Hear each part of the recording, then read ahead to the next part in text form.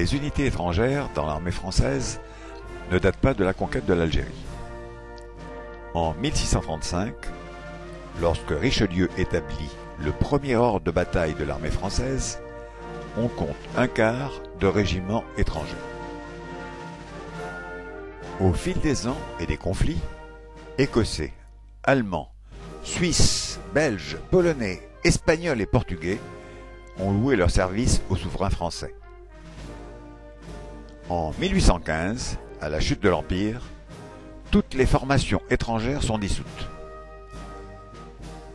Elles réapparaissent quelques mois plus tard avec des effectifs réduits et sous le nom de Légion royale étrangère.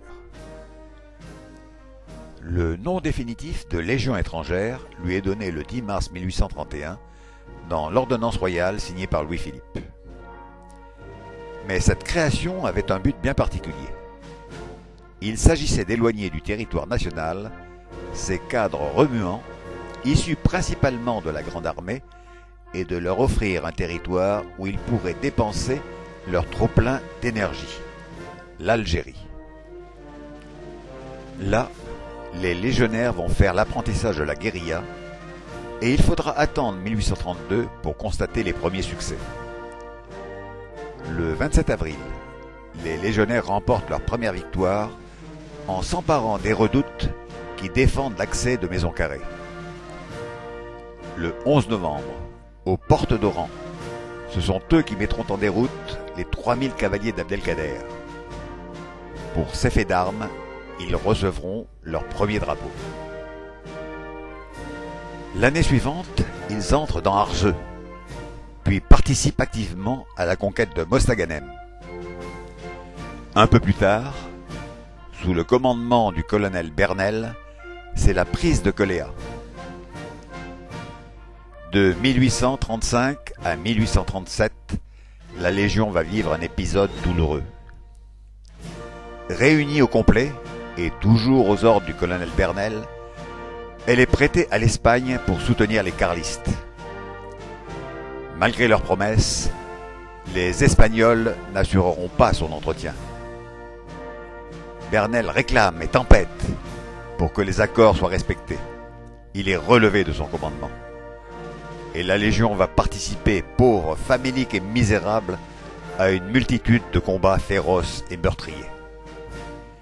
Des quelques 5000 hommes débarqués le 19 août 1835 à Tarragone, moins de 500 vont franchir les Pyrénées pour entrer en France. Pour ces rescapés, le martyre espagnol est terminé. Renforcée de 2 bataillons, recrutés dans le sud de la France, la Légion retrouve le sol algérien dans les premiers jours de 1837, juste à temps pour participer à la prise de Constantine. C'est aussi à cette époque que les légionnaires établissent leur réputation de bâtisseurs.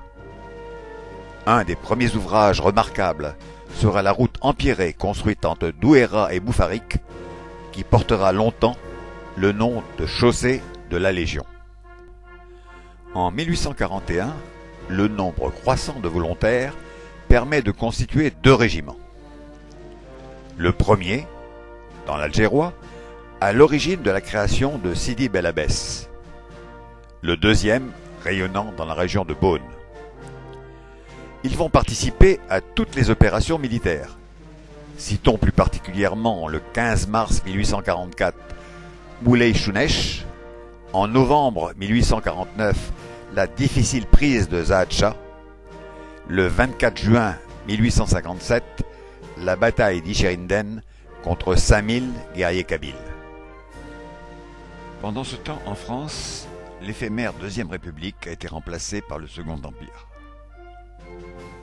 La paix promise par l'empereur ne va pas empêcher les conflits limités auxquels la Légion va participer.